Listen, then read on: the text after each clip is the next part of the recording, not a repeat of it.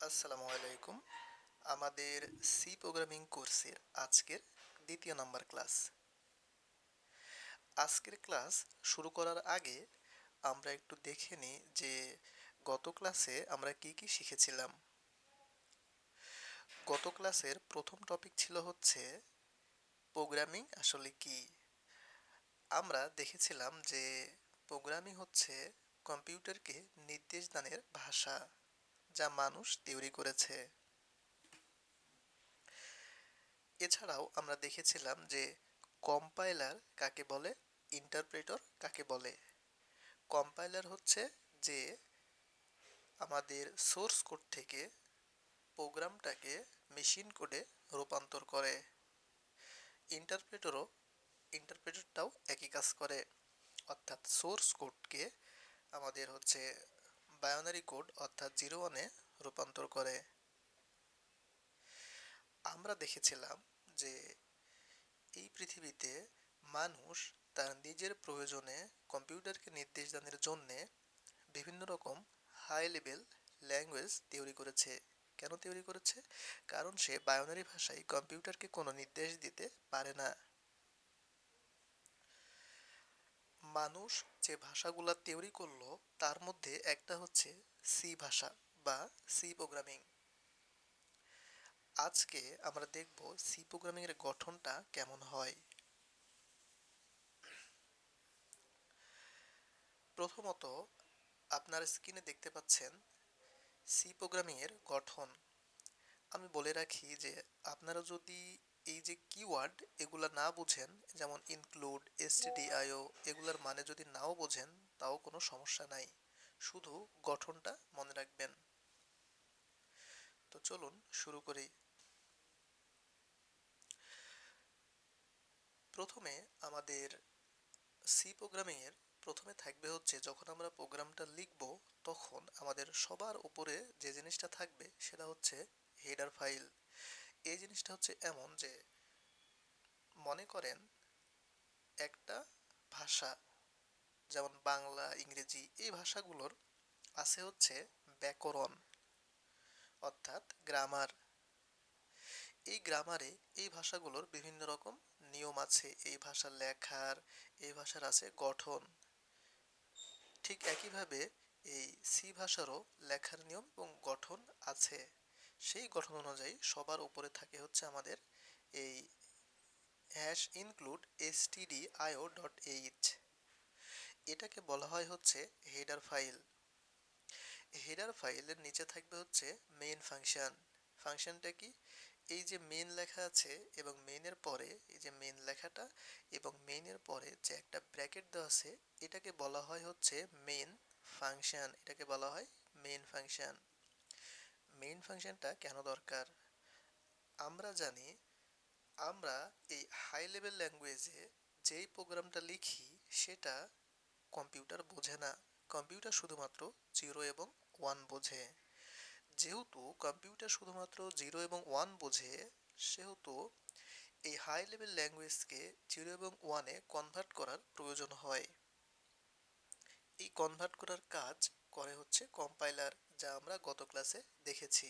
Compiler অথবা ইন্টারপ্রেটর। C program হচ্ছে একটা কম্পাইলড ল্যাঙ্গুয়েজ, অর্থাৎ এখানে মূলত আহ, যখন 0-1-এ কনভার্ট হয় এই কাজটা করা হচ্ছে কম্পাইলার। আচ্ছা, তো কম্পাইলারকে যখন বলা হয় একটা প্রোগ্রাম দিয়ে যে তুমি এই প্রোগ্রামটাকে অনুবাদ করো, তখন সে প্রথমে যে কাজটা করে সে মেন ফাংশনটা খোঁজে। এই যে এই মেন ফাংশন যেটা আছে সেটা সে খোঁজে এবং সে মেইন ফাংশন থেকে প্রোগ্রামটা অনুবাদ করা শুরু করে, মানে 0-1-এ কনভার্ট করা শুরু করে মেইন ফাংশন থেকে। তো তাহলে কি দাঁড়ালো? আমাদের সি প্রোগ্রামে প্রথমে থাকবে হচ্ছে একটা হেডার ফাইল। এই যে এটা একটা থাকবে হচ্ছে হেডার ফাইল। তার নিচে থাকবে হচ্ছে মেইন ফাংশন এবং এই মেইন ফাংশন থেকেই প্রোগ্রাম অনুবাদ শুরু হবে। তারপরে এই মেইন ফাংশনের মধ্যে থাকবে হচ্ছে আমাদের লিখিত কোডগুলা। এই যে মেইন ফাংশন, মেইন ফাংশন এখান থেকে শুরু, এখানে শেষ। এই মেইন ফাংশনের মধ্যে আমার সমস্ত প্রোগ্রামগুলা থাকবে। এটা হচ্ছে আমার সি প্রোগ্রামিং এর একটা বেসিক গঠন। আমি আরেকবার একটু বলি। প্রথমে থাকবে আমাদের হেডার ফাইল, তারপরে থাকবে আমাদের মেইন ফাংশন, তারপরে আমাদের এই মেইন ফাংশনের মধ্যে সমস্ত কোড লেখা থাকবে। আর মেইন ফাংশন থেকে প্রোগ্রামটা এক্সিকিউশন শুরু হবে। এক্সিকিউশন মানে কি, যে কম্পাইল 01 যে কনভার্ট করবে সেইটা মেইন ফাংশন থেকে শুরু হবে। আচ্ছা, এবার আমাদের প্রোগ্রাম লেখার কিছু নিয়ম আছে। আমি একজন প্রোগ্রামার, নতুন শুরু করেছি, তাহলে আমি যদি একজন নতুন প্রোগ্রামার হই সেক্ষেত্রে আমাদের অবশ্যই জানতে হবে যে প্রোগ্রাম লেখার কি কি নিয়ম কানুন আছে। তো চলুন দেখে আসি যে কি কি নিয়ম আছে। প্রথমেই আমাদের যে নিয়মটা আছে সেটা হচ্ছে কেস সেনসিটিভ। কেস সেনসিটিভ জিনিসটা কি একটু বলি। ধরেন আমি দুইটা শব্দ লিখলাম এখানে, একটা হচ্ছে এ double P double P L ই, অ্যাপেল। আবার আমি লিখলাম এ ডবল পি এল ই, অ্যাপেল। এই দুইটা শব্দ একই, শুধু একটাই পার্থক্য, এখানে হচ্ছে প্রথম শব্দে আমি এটা লিখেছি আপার কেস অর্থাৎ বড় হাতের অক্ষরে, দ্বিতীয় শব্দে এটা লিখেছি ছোট হাতের অক্ষরে অর্থাৎ লোয়ার কেসে। কিন্তু এই দুইটা শব্দের মানে কিন্তু একই। অ্যাপেল আমি ছোট হাতের বড় হাতের অক্ষর পরিবর্তন করছি দেখে শব্দের মানে কিন্তু চেঞ্জ হয়ে যায়নি। সি প্রোগ্রামিংয়ে ঠিক এর উল্টোটা। সি প্রোগ্রামিং হবে এর উল্টোটা।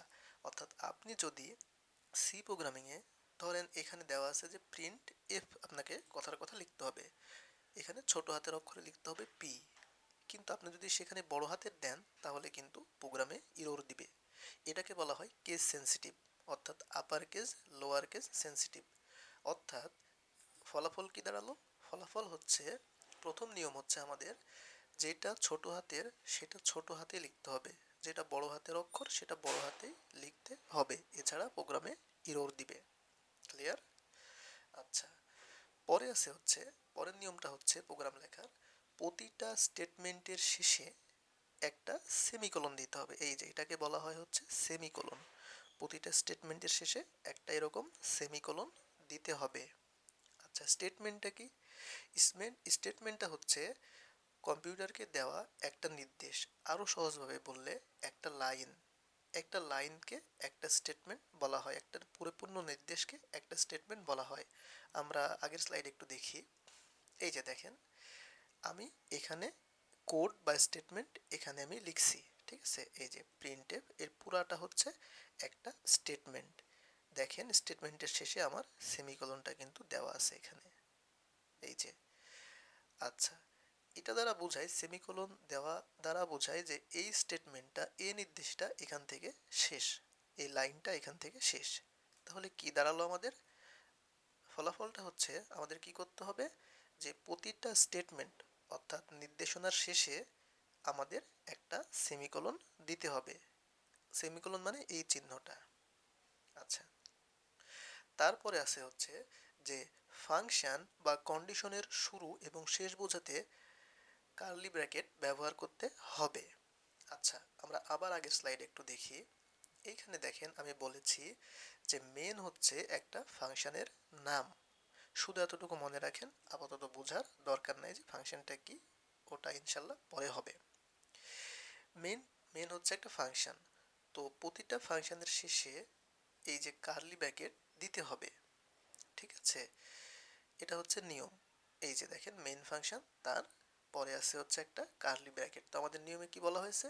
আমাদের নিয়মে বলা হয়েছে হচ্ছে ফাংশন বা কন্ডিশনের শুরু এবং শেষ বোঝাতে আমাদের কার্লি ব্র্যাকেট ব্যবহার করতে হবে, এবং এখানে সেটাই করা হয়েছে। দেখেন মেইন ফাংশনের শুরু এখান থেকে, মেইন ফাংশনের শেষ এখান থেকে, এই যে এখান থেকে, এবং এই যে মেইন ফাংশনের মধ্যে সমস্ত কোডগুলা থাকবে। আচ্ছা, তারপরের নিয়মে আমাদের আছে হচ্ছে মেইন ফাংশন। মেইন ফাংশন কি আমি আগেই বলেছি যে এটা হচ্ছে, এখানে বলা হয়েছে একটা প্রোগ্রামের প্রাণ। মূলত যে আমাদের কম্পাইলার একটা হাই লেভেল প্রোগ্রামকে জিরো ওয়ানে কনভার্ট করবে, সে শুরু করবে এই যে মেইন ফাংশনটা এখান থেকে, এই যে দেখেন মেইন ফাংশনটা এখান থেকে সে শুরু করবে জিরো ওয়ানে কনভার্ট করা, অর্থাৎ প্রোগ্রামটা পড়া শুরু হবে মেইন ফাংশন থেকে। তার মানে কি দাঁড়ালো, প্রতিটা প্রোগ্রামিং ল্যাঙ্গুয়েজে একটা আচ্ছা প্রতিটা আমাদের কোডে একটা মেইন ফাংশন অবশ্যই থাকবে, ঠিক আছে। আচ্ছা, তারপরে আমাদের আছে হচ্ছে কমেন্ট। কমেন্টটা কি, কমেন্ট একটু এখানে দেখাই তাহলে বুঝে যাবেন। যে এই যে দেখেন এখানে দুইটা আমাদের হচ্ছে স্ল্যাশ দিয়েছি, স্ল্যাশ দিয়ে আমরা এখানে একটা লাইন লিখেছি। একটা জিনিস খেয়াল করেন, আমি যদি এই প্রোগ্রামটা এখন রান করি তাহলে কম্পাইলার কিন্তু এই যে লাইনটা আছে না এটাকে, সে এটাকে কিন্তু আর অনুবাদ করবে না। কেন? এটা হচ্ছে কমেন্ট। কমেন্ট কেন করা হয়? কমেন্ট করা হয় হচ্ছে যে আমি যে লাইনে যে প্রোগ্রামে দেখেন আমি এই লাইনে কমেন্ট করেছি, তার মানে এই লাইনের কি কাজ আমি কমেন্ট করার মাধ্যমে এখানে লিখে রাখতে পারি, এটা হচ্ছে কমেন্ট, এটাকে কমেন্ট বলা হয়। অর্থাৎ প্রোগ্রামটা কি কারণে লেখা সেটা আমি লিখে রাখতে পারি কমেন্টের মাধ্যমে।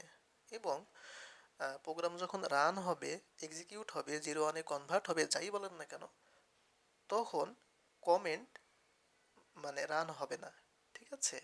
রান হবে হচ্ছে আমাদের এই যে মূল প্রোগ্রামটা, কম্পাইলার কমেন্টটাকে ইগনোর করবে।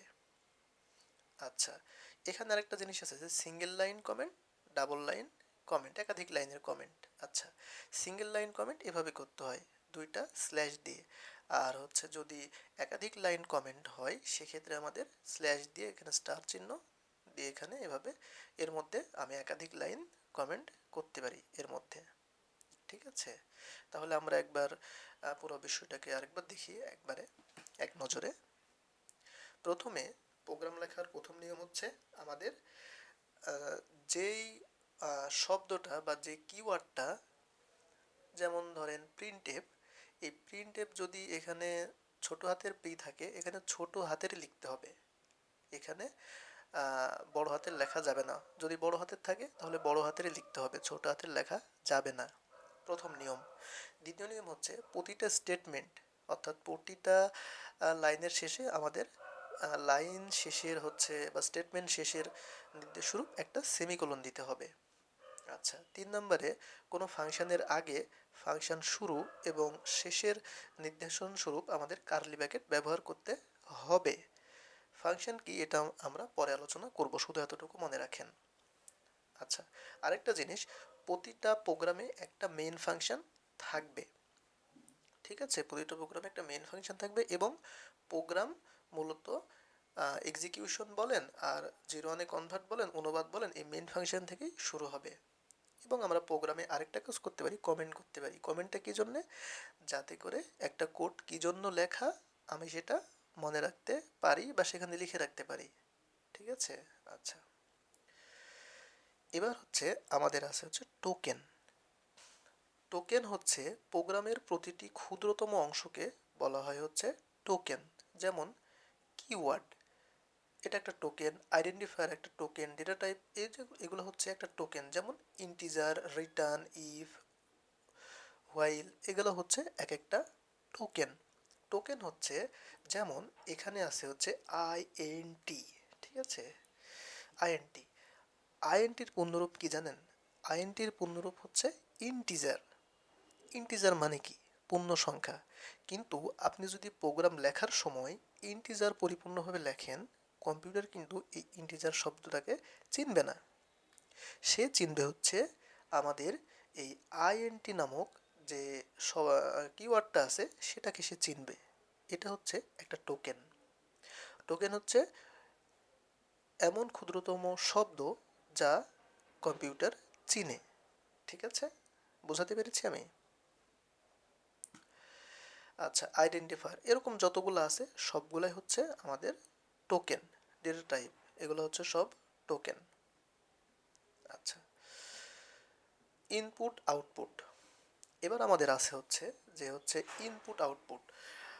এই বিষয়টা নিয়ে আমরা বিস্তারিত আলোচনা করব। আপনারা শুধু এতটুকু জেনে রাখেন যে আমরা যদি স্ক্রিনে কোনো কিছু প্রিন্ট করতে চাই, প্রিন্ট করা মানে দেখাতে চাই তাহলে আমাদের এই ফাংশনটা ব্যবহার করতে হবে, অর্থাৎ এই যে এই প্রিন্ট এফ এই ফাংশনটা ব্যবহার করতে হবে স্ক্রিনে কোনো কিছু দেখাতে চাইলে, এতটুকু মনে রাখেন।